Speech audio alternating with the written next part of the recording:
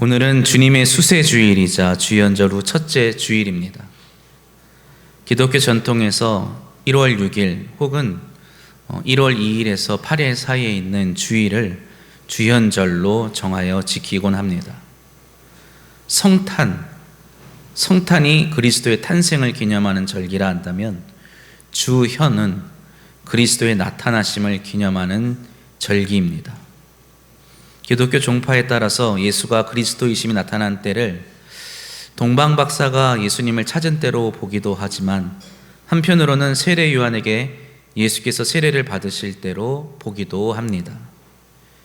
특별히 오늘 본문의 마지막 부분에 하늘문이 열리고 성령이 비둘기같이 임하며 하늘로부터 하나님의 음성이 들리는 것을 통하여 하나님께서 예수의 그리스도이심을 만인에게 선포하고 확증하시는 것을 주현절의 가장 강한 근거로 찾을 수 있습니다.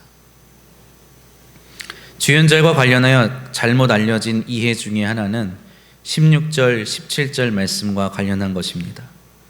바로 예수님께서 세례를 받으실 때 성령이 충만해지고 그때 하나님으로부터 아들로 인정을 받았다는 이해입니다. 그 전까지는 그저 인간 예수로 있었지만 후에 요한으로부터 세례를 받음으로 성령이 충만해지고 그때부터 그리스도의 지위를 얻게 되었다는 이러한 이해는 잘못된 이해입니다. 양자설 혹은 가연설로 불리우는 이단적인 이해지요. 올바른 기독교의 신앙 고백은 예수 그리스도는 성령으로 잉태되어 날 때부터 인간이시요 하나님으로 나셨음을 고백합니다. 오늘 본문은 예수 그리스도에 관한 양자설이나 가연설을 말하는 것이 아닌 이 땅에 임마누엘로 오신 예수 그리스도께서 당신의 백성을 구원하시기 위한 사역의 목적과 계획을 비로소 밝히 드러내시는 것이라 할 수 있습니다. 오늘 말씀을 통하여 우리는 예수 그리스도께서 받으신 세례가 무엇인지, 또 우리가 그의 이름으로 받는 세례는 어떠한 의미를 가지고 있는지에 대해서 알아보고자 합니다. 예수께서 세례를 받으시는 오늘 본문의 앞에는 이 세례의 배경에 관한 이야기가 기록되어 있습니다. 마태는 3장을 시작하면서 1절에서 그때에 라고 말합니다. 그때는 어떤 때일까요?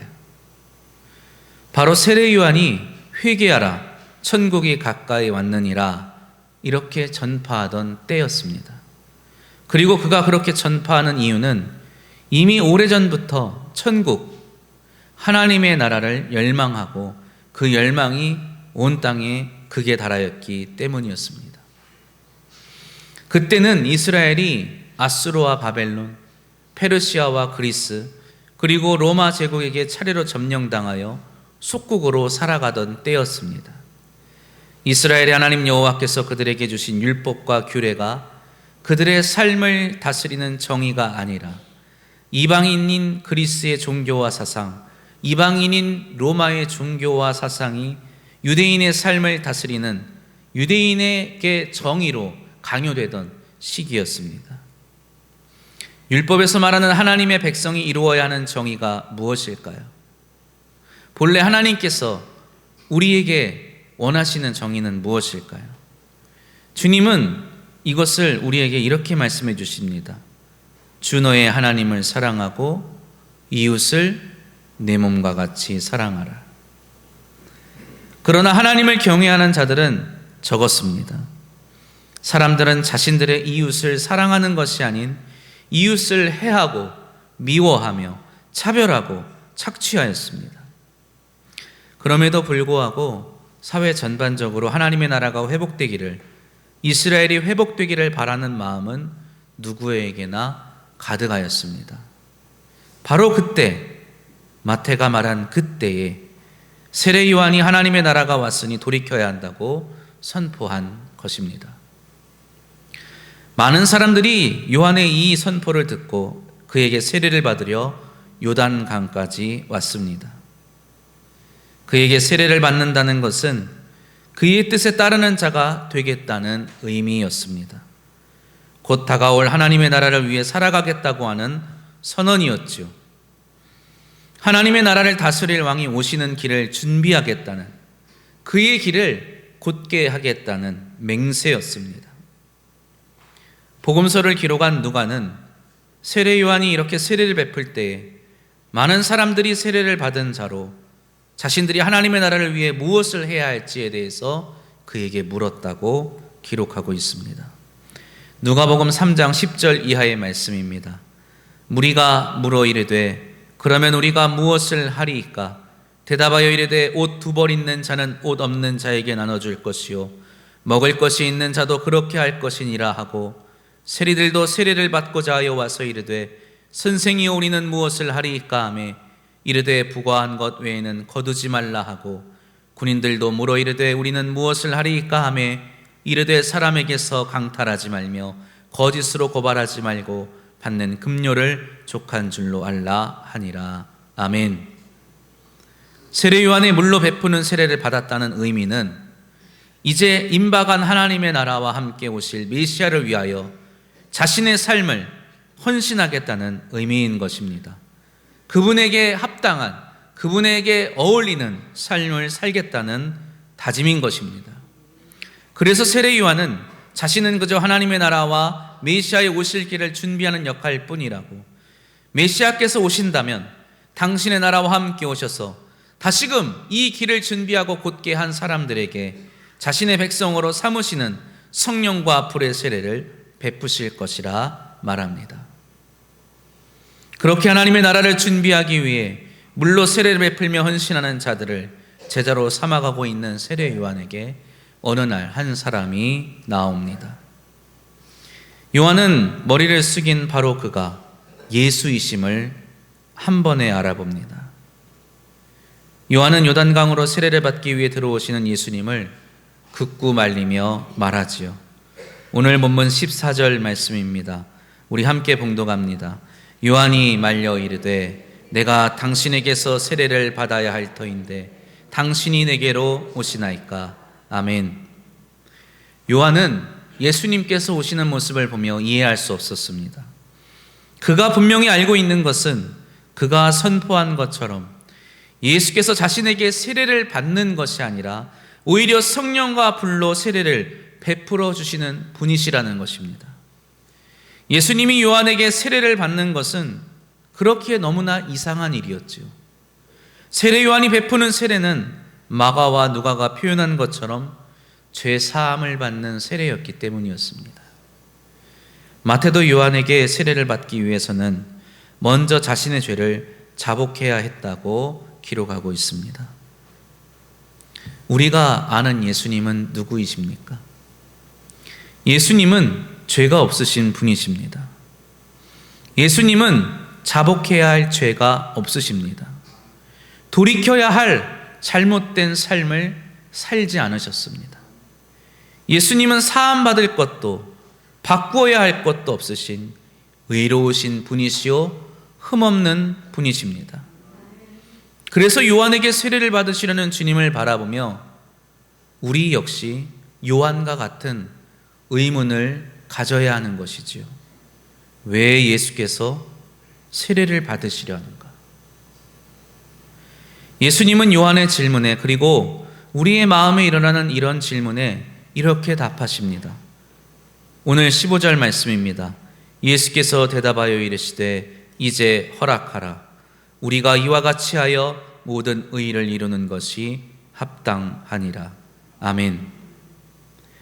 예수님은 당신의 죄를 용서받기 위해 세례를 받으시는 것이 아닙니다. 예수님은 자신의 삶을 돌이켜 변화시키고자 세례를 받으시는 것이 아니었습니다. 예수님은 자신이 세례를 받는 것은 모든 의를 이루기 위함이라고 말씀하십니다. 여기서 모든 의는 무엇일까요? 바로 하나님께서 이루고자 하시는 구원, 그리고 그 구원을 통하여 임하는 새 시대, 열리는 하나님의 나라, 그리고 그 나라의 임재인 것입니다. 하나님은 당신의 아들 메시아를 통하여 당신의 의를 이루고자 하셨습니다. 이사야 선지자는 그의 선지서 53장에서 이새의 줄기에서 난 싹을 통하여 이루어지는 하나님의 의에 대해 말합니다. 우리가 알다시피 이사야 53장은 고난받는 종에 관한 말씀이지요.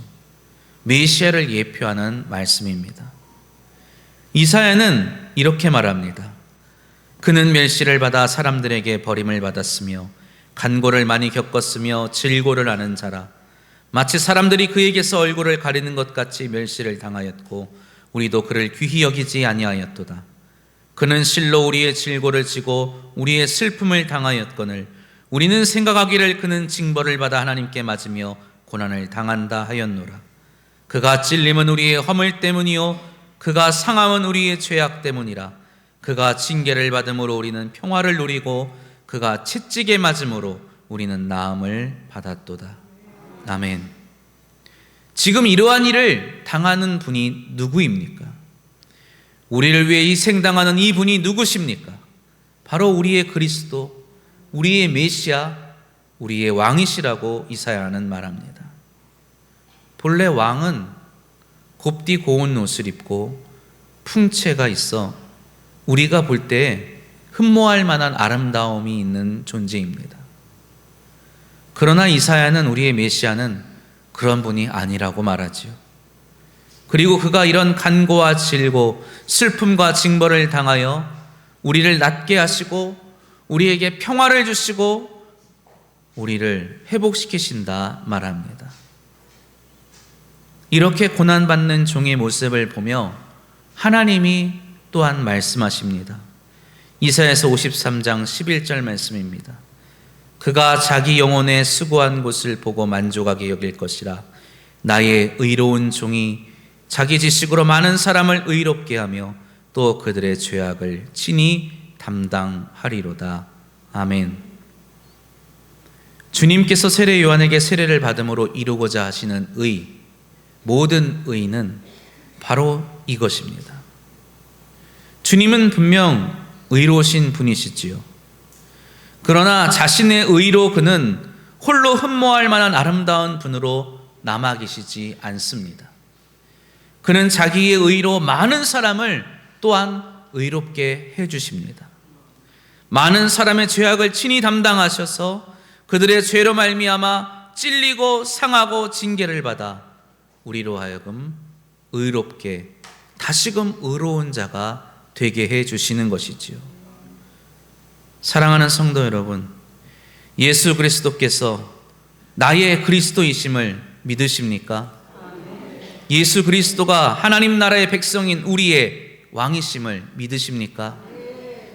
그러나 메시아이신 예수 그리스도께서는 그저 우리에게 왕으로 군림하시는 것이 아니라, 그저 왕으로 고고하게 왕좌에 앉아 계신 것이 아니라 친히 당신의 백성의 죄악을 담당하시고 백성을 낫게 하시고 백성을 평화를 누리게 해 주십니다. 당신의 백성을 향하여 그저 당신이 오실 길을 닦으라 명하지 않으시고 친히 우리의 앞에 서서 당신이 나아가야 할 길을 우리에게 친히 보여주시는 것입니다. 하나님의 나라는 우리의 헌신과 우리의 피와 땀으로만 이루어지는 것이 아닙니다. 하나님의 나라는 가장 먼저 예수 그리스도의 피와 살로 이루어진 것입니다. 그가 먼저 율법 아래에 속하여 친히 정죄를 당하셨습니다. 그가 먼저 율법 아래에 죄인으로 죽으셨습니다. 그가 먼저 하나님의 은혜 가운데 죽은 자 가운데서 살리심을 입었습니다. 그리고 그분께서 하신 이 모든 것을 우리도 또한 함께 경험하는 것이지요. 우리가 하나님께로 나아가는 그 은총의 길은 우리가 친히 준비한 것이 아닙니다. 우리가 친히 닦은 길이 아니지요. 예수 그리스도께서 당신의 흘리신 피와 찢기신 살로 열어주신 길이요 곧게 하신 길임을 깨달으시기 바랍니다. 그 길을 우리에게 맡기신 것이 아닙니다. 친히 자신이 그 길을 닦는 종으로, 그 길을 곧게 하는 일꾼으로 섬기셨음을 깨달으시기 바랍니다. 세례를 베푸셔야 할 그가 세례를 받으신 것입니다. 심판하실 의인인 그가 징계받을 죄인이 되셨습니다. 준비된 길을 걸어야 할 왕이 길을 준비하는 종이 된 것입니다. 섬김을 받으셔야 할 그가 제자들의 발을 씻겨 주셨습니다. 영접 받으셔야 하는 그가 조롱과 핍박을 당하셨습니다. 우리가 바라보는 십자가, 이 십자가에 달려 계신 그리스도를 바라보며 우리는 항상 왜 그러셔야 하느냐고 물을 수밖에 없습니다. 세례 요한과 같이 왜 도리어 나에게 세례를 받으시냐고 물을 수밖에 없습니다. 베드로와 같이 왜 자신의 발을 씻겨주시냐고 물을 수밖에 없는 것입니다. 그러나 자신을 낮추시고 심지어 죽기까지 하심으로 주님은 새롭게 창조된 세상을, 하나님의 나라를 이 땅에 친히 세우셨습니다. 그것은 마치 죄로 말미암아 멸망받아 마땅했던 이 세상에 다시금 은총을 내리셔서 노아를 비롯한 피조물들에게 새 삶을 허락하셨던 은혜와 같은 것입니다. 하나님은 이사야 54장에서 이렇게 말씀하십니다. 54장 7절 이하의 말씀을 보면 내가 잠시 너를 버렸으나 큰 긍휼로 너를 모을 것이요 내가 넘치는 진노로 내 얼굴을 내게서 잠시 가렸으나 영원한 자비로 너를 긍휼히 여기리라. 너의 구속자 여호와께서 말씀하셨느니라. 아멘. 하나님께서 왜 멸망받아 마땅한 우리를, 죄 많은 우리를 긍휼히 여겨주십니까? 왜 죄 많은 우리를 구원하여 주십니까? 왜 당신의 의로우신 아들 예수 그리스도를 죄인인 저와 여러분을 위하여 십자가에 못 박으십니까? 54장 9절 이하의 말씀입니다. 이는 내게 노아의 홍수와 같도다. 내가 다시는 노아의 홍수로 땅 위에 범람하지 못하게 하리라 맹세한 것 같이 내가 너에게 노하지 아니하며 너를 책망하지 아니하기로 맹세하였느니 산들이 떠나며 언덕들은 옮겨질지라도 나의 자비는 너에게서 떠나지 아니하며 나의 화평의 언약은 흔들리지 아니하리라. 너를 긍휼히 여기시는 여호와께서 말씀하셨느니라. 아멘. 이 모든 것, 이 모든 의를 이루시기 위하여 친히 세례를 받으신 주님을 향해 홍수가 거친 땅에 비둘기가 임한 것과 같이 물에서 올라오신 주님에게 비둘기 같은 성령이 임하였다. 마태는 기록합니다. 그것은 무엇을 의미하는 걸까요? 이제 새로운 시대가 도래하였음을, 심판의 시대가 끝나고 은혜의 시대가 시작되었음을 알리는 표징이었습니다. 심판의 홍수가 이제 끝나고 물이 거치고 하나님이 다시금 허락하신 새하늘과 새 땅이 열린 것처럼 예수 그리스도로 말미암아 은혜의 시대가 도래하였음을 우리에게 알려주시는 것이지요. 사랑하는 성도 여러분, 우리도 예수를 믿을 때 거듭남의 표시로 세례를 받습니다. 세례의 의미는 옛 생활을 버리고 새 삶을 살아가겠다는 선언입니다. 사망으로 끝나버릴, 심판으로 끝나버릴 옛삶과 작별하고 이제 영원한 생명을 향해 나아가겠다고 하는 다짐인 것입니다. 예수께서 세례를 받으신 후에 우리가 나아가야 할, 우리가 살아가야 할 이 길, 이 새로운 길을 열어주셨습니다. 그리고 친히 가장 먼저 이 길을 걸으신 것입니다. 우리가 세례 요한의 세례를 받은 것이 아닙니다. 성부와 성자와 성령의 이름으로 세례를 받는 것은 우리가 단순히 죄를 용서받고 삶을 변화시키기만 하는 것이 아니라는 겁니다. 우리를 위하여 이 땅에 이루신 하나님의 나라를 위해 몸소 희생하시고 헌신하셨던 그리스도와 연합하여 그와 함께 우리도 희생하고 헌신하겠다는 의미인 것입니다. 주님께서 세례 요한에게 말씀하셨던 것처럼 우리도 세례를 받으며 우리도 이와 같이 하여 하나님의 의를 이루고자 하는 것입니다. 오늘 임마누엘 성가대가 하나님께 드린 찬양이 참으로 의미가 깊은 찬양입니다. 우리의 찬양을 통하여 이 땅에 하나님의 의를 이루게 하소서. 의를 이룬다는 것이 우리에게는 정말 뜻깊은 일입니다. 우리는 그저 죄 사함을 받은 사람들이 아닙니다. 우리는 그저 나음을 입은 사람들이 아닙니다. 우리는 그저 회복함을 얻은 회복된 사람들로 끝나는 것이 아닙니다.